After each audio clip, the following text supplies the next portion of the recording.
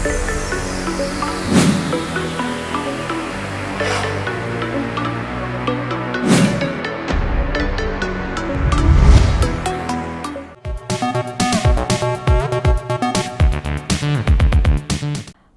అంతర్జాతీయ మనస్సాక్షి దినోత్సవం గురించి చెప్పుకుందాం. నీ మనస్సాక్షి గురించి నువ్వు ఏమి తెలుసుకోవాలి? అట్టివాని మనస్సాక్షి కూడా సాక్ష్యం ఇచ్చుచుండునగు వారి తలంపులు ఒకదాని మీద ఒకటి తప్పు మోపుచు తప్పు లేదని చెప్పుచుండగును. రోమ 2:15. ఈ రోజు మానవుడు విజ్ఞాన సాంకేతిక రంగాలలో అభివృద్ధి సాధించినట్లు ముందెన్నడూ సాధించలేదు. అయినా ఈరోజు మానవుడు మానసిక సమస్యలతో కలవరం చెందినట్లు ఎన్నడూ కలవరం చెందడం లేదు. ఒక్కసారి మనస్సాక్షి గురించి ఆలోచించండి. ఈ విచిత్రమైన బుద్ధి ఏమిటి? ఇది ఎలా పనిచేస్తుంది? మనస్సాక్షికి వ్యతిరేకంగా నడిచినప్పుడు ఏమి సంభవిస్తుంది? మనస్సాక్షి ప్రతి ఒక్కరిని అనుభవపూర్వకంగా అంతులేని శ్రమలకు గురి చేస్తున్నప్పటికీ, ఎన్నో మానసిక ఒత్తిళ్లకు ప్రజలు లోనవుతున్నప్పటికీ దాన్ని గురించి మనకు సరైన అవగాహన లేకపోవడం ఎంతో ఆశ్చర్యాన్ని కలిగిస్తుంది.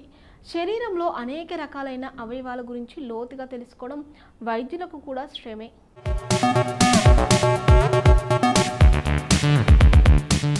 మనస్సాక్షిని అణిచివేయటం వలన భయంకరమైన వ్యాధులు సంభవిస్తాయని బైబిల్ చెబుతుంది. పూర్వం గొప్ప గొప్ప వ్యక్తులు జీవితంలో జరిగే విచిత్రమైన శ్రమలలో మనస్సాక్షి యొక్క అద్భుతమైన అదృశ్య హస్తాన్ని చూడగలిగారు. కానీ ఈరోజు దానిని ఎవరు గుర్తించలేకపోతున్నారు. ఇది ఎంత శోచనీయం! సొలొమోను మహారాజు వ్రాసిన సామెతల గ్రంథంలో మనస్సాక్షిని ఒక స్వతంత్రపూర్వకమైన పరిశోధకునిగా వర్ణించాడు. ఇది మనిషి యొక్క ఆత్మ అని సొలొమోను మహారాజు అంటున్నాడు. ఇది మనిషి యొక్క అంతరంగాలను పరిశీలించే దేవుని యొక్క దీపం అని కూడా సొలొమోను మహారాజు చెబుతున్నాడు.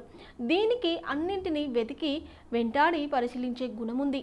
అంతర్గత భావాలను అణచివేసే పనులను చేస్తే ఆ అపరాధ భావాన్ని స్పష్టంగా బయటకు చూపెడుతుంది.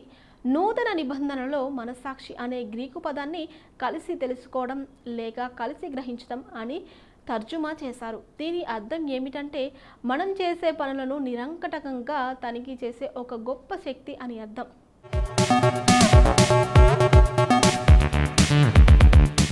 దేవుడు తన న్యాయ విధులను ప్రమాణాలను మన హృదయం మీద ఒక చెరగని ముద్దగా వేశాడు.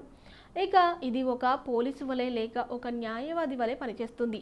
అనేక దేశాల్లో న్యాయవాదుల విషయంలో ప్రభుత్వాలు జోక్యం చేసుకోవు. వారు స్వతంత్రబద్ధులు. వారు తమ ఉన్నత స్థానాన్ని చాలా గౌరవంగా శ్రద్ధతో కాపాడుకుంటారు. కానీ కొన్ని దేశాల్లో ఈ పద్ధతి లేదు. అలాంటి దేశాల్లో కొన్నిసార్లు ప్రభుత్వం జోక్యం చేసుకొని న్యాయ వ్యవస్థను కూడా తమ స్వంత లాభాల కోసం ఉపయోగించుకోవడానికి ఎడతెగని ప్రయత్నం చేస్తారు. ఫలానా అతని మీద నేరములు ఎందుకు మోపారు అని అడుగుతారు. వాళ్ళు ఈ విధంగా తమ దేశంలో చేయగలరని తలచి ప్రపంచంలో అన్ని దేశాల్లో ఇలా చేయవచ్చు అని అనుకోవడం తెలివి తక్కువతనం. ప్రతి న్యాయ వ్యవస్థకు సార్వభౌమాధికారం, స్వతంత్ర ప్రతిపత్తి ఉంటుంది. ఆయా ప్రభుత్వాలు న్యాయ వ్యవస్థ తీర్పు తీర్చే విషయంలో జోక్యం చేసుకోవు. అయితే ఈ విషయం కొంతమందికి బోధపడదు.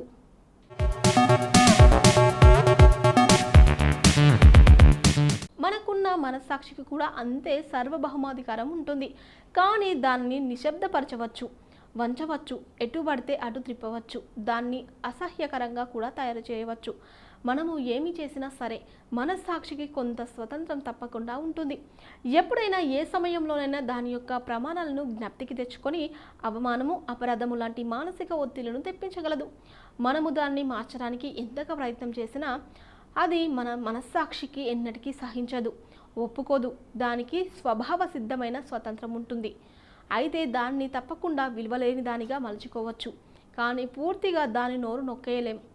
గాయపరిచినప్పుడనో లేదా మనస్సాక్షి వ్యక్తి యొక్క బాహ్య ప్రవర్తనతో నిమిత్తం లేకుండా అంతర్గత సంఘర్షణకు గురవుతుంది. వెంటనే ఆ వ్యక్తి విపరీతమైన ఆందోళనకు గురి కావడంతో పాటు తన జీవితంలో నిరాశ, నిస్పృహ, నిర్లిప్తత చోటు చేసుకుంటాయి. ఇది కొందరిని తీవ్రమైన మానసిక కృంగుబాటులోనికి నెడుతుంది. మనస్సాక్షియే కారణం కాదని గమనించాలి. దీనికి అన్నింటికీ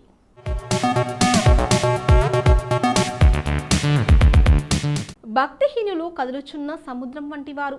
అది నిమ్మాలింపనేరదు, దాని జలములు బురదను మైలను పైకి వేయును.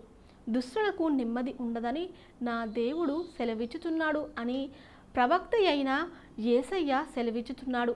మనస్సాక్షి ఎలా నిర్మింపబడింది? అసలు ఈ మనస్సాక్షి ఇన్ని శ్రమలను మనకు ఎందుకు కలగజేస్తుంది అని ప్రశ్నించుకున్నట్లయితే దానికి నాస్తికులు ఇచ్చే సమాధానం ఏంటంటే ఇది కేవలం మనం పిల్లల్ని పెంచే తీరును బట్టి మనస్సాక్షి నిర్మితమవుతుందని అంటారు. ఇది కేవలం ఊహకందని అహం అని తల్లిదండ్రుల వలన, సమాజం వలన, పరిసరాల ప్రభావం వలన వస్తుందని భావిస్తుంటారు. కాకపోతే దీనికి ప్రత్యేకమైన నీతి విలువలంటూ ఏమీ లేవని కొట్టిపారేస్తారు. దీని వలన వచ్చే సమస్య ఏమిటంటే జీవితంలో విలువలంటూ లేని ఒక కొత్త తరం వస్తుంది. ఇదే మనస్సాక్షి మీద. ఈ మనస్సాక్షి మీద ప్రజలకున్న నూతనమైన అభిప్రాయం, కానీ ఈ అభిప్రాయంతో చరిత్రకు ఏమాత్రం సంబంధం లేదు. ఇలాంటి అభిప్రాయం భయంకరమైనదిగా కూడా నిర్ధారించబడినది.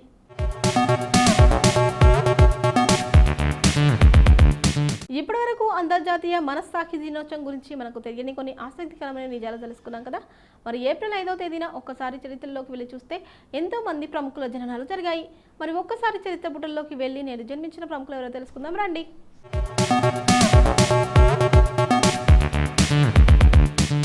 రష్మిక కర్ణాటకలో కొడగు జిల్లాలోని వీరజ్పేట్లో 1996 ఏప్రిల్ 5న జన్మించింది. 2014లో రష్మిక మోడలింగ్ ప్రారంభించింది. ఆమె అదే సంవత్సరం clean and clear fresh face of India title గెలుచుకుంది. క్లీన్ అండ్ క్లియర్ బ్రాండ్ అంబాసిడర్గా కూడా చేసింది. ఆ తర్వాత ఆమె కిరిక్ పార్టీ అనే కన్నడ చిత్రంలో నటించింది. ఆ చిత్రంలో ఆమె నటనకు గాను ఆమె విమర్శకుల ప్రశంసలు పొందింది. ఆ తర్వాత ఆమె పునీత్ రాజ్ కుమార్ సరసన అంజనీ పుత్ర, గణేష్ సరసన చెమ్మక్ అనే కన్నడ చిత్రాల్లో కూడా నటించింది. నాగశౌర్యతో కలిసి నటించిన చెలో ఆమె తెలుగు చిత్రం.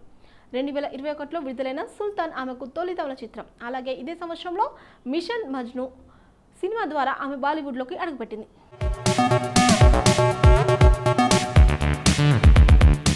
పూనం బాజ్వా భారతీయ సినిమా నటి. తెలుగు, తమిళ, మలయాళ, కన్నడ చిత్రాల్లో నటించింది. పూనం ముంబైలోని పంజాబీ కుటుంబంలో 1985 ఏప్రిల్ 5న జన్మించింది. 2005లో వచ్చిన మొదటి సినిమా ద్వారా తెలుగు సినీ రంగంలోకి అడుగుపెట్టిన పూనం అక్కినేని నాగార్జునతో భాస్కర్ దర్శకత్వంలో వచ్చిన పరుగు సినిమాలతో సహా పలు తెలుగు చిత్రాల్లో నటించింది. 2008లో హరి దర్శకత్వంలో వచ్చిన సేవల్ అనే మసాలా చిత్రం ద్వారా తమిళంలోకి అడుగుపెట్టి తనకంటూ ఒక మంచి స్థానాన్ని తెచ్చుకుంది. తన వట్టు, కచేరీ, ఆరంభం, ద్రోహి వంటి చిత్రాల్లో కూడా నటించింది. కొత్త దర్శకుడు ప్రవీణ్ దర్శకత్వంలో నటించింది. మమ్ముట్టి, మోహన్ లాల్తో కలిసి కూడా నటించింది. రఫీ మెకర్టిన్ దర్శకత్వంలో వచ్చిన చైనా టౌన్ అనే మలయాళ సినిమాలో ఎమిలీ పాత్రలో మోహన్ లాల్, దిలీప్, జయరాం, సూరజ్, వెంజారాముడు, కావ్య మాధవలతో కూడా నటించింది.